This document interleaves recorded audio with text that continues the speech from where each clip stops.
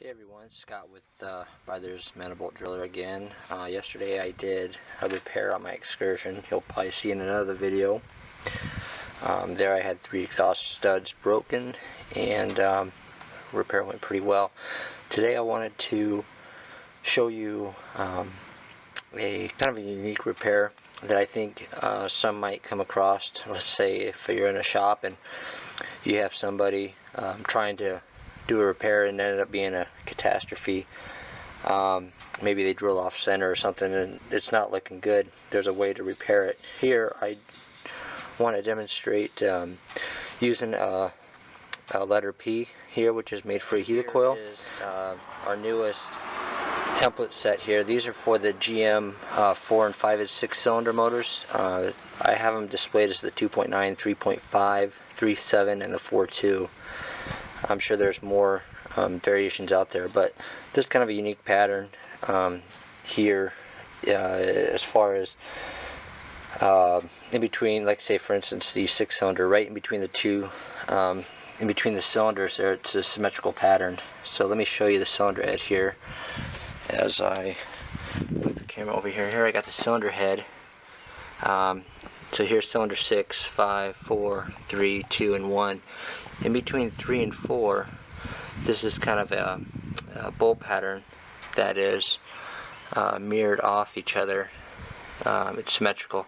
This run right here, that's our broken bolt. When I pulled this head out of the wrecking yard, I had to pull the exhaust manifold off, and luckily enough, I was able to get a broken bolt. Okay, so what I have is a center punch and a hammer. Just gonna kind of mimic what could be done out there without these guides.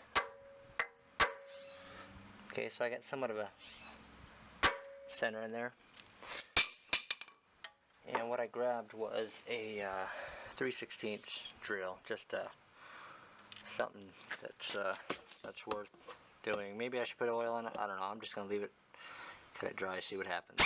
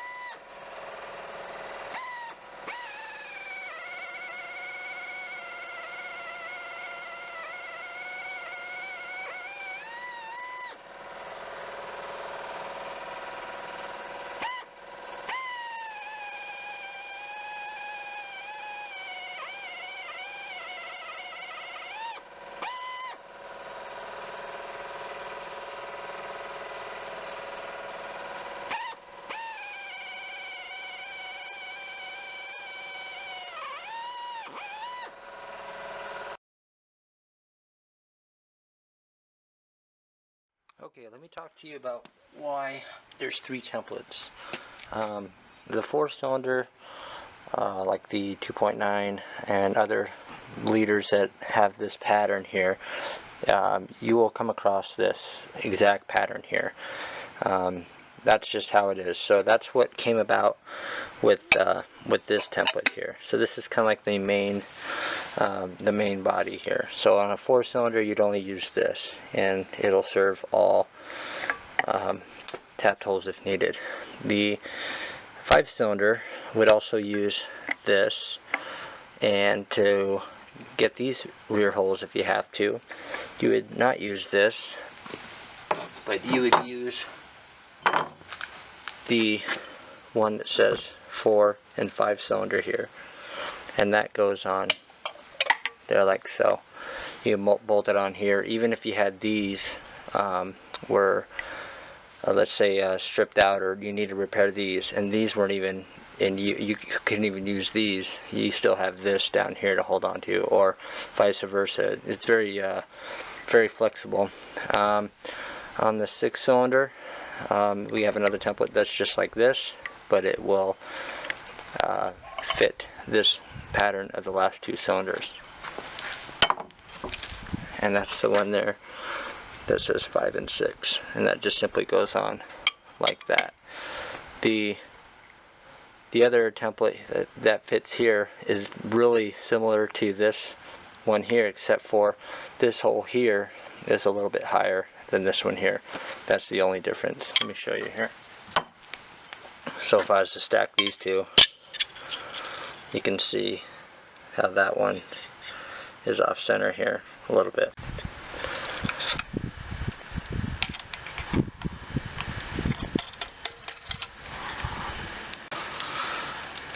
Now, given the length of the drill, it sticks out a little bit too far from the chuck. This is about 1/4 of an inch longer than I wanted it to be. The depth of these holes here come out to be about 1.1 through my calipers. This height from this top of this bushing to the face is really close to 3/4. So, as I like to say as a rule of thumb, just measure your depth and add the 3/4, and that's how far you could pretty much stick out here on your drills. What I'm going to do is that when I drill it, I'm going to be just feeling for it to either break through or until I start seeing aluminum shavings come out.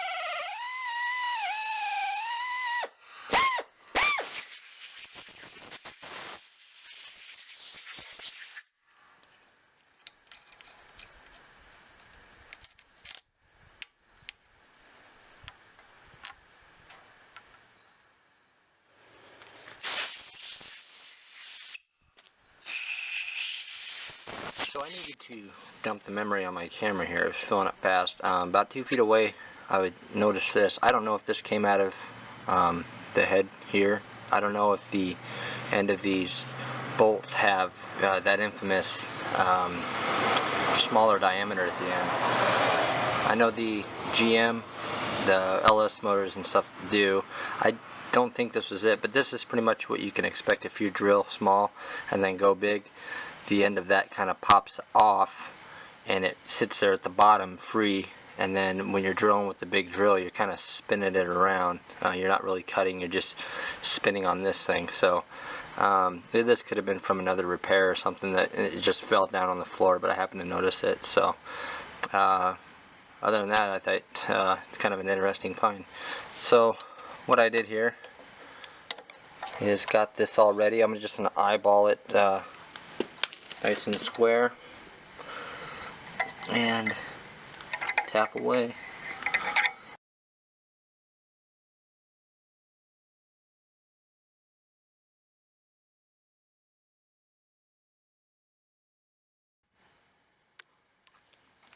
Alright, I got my helicoil here.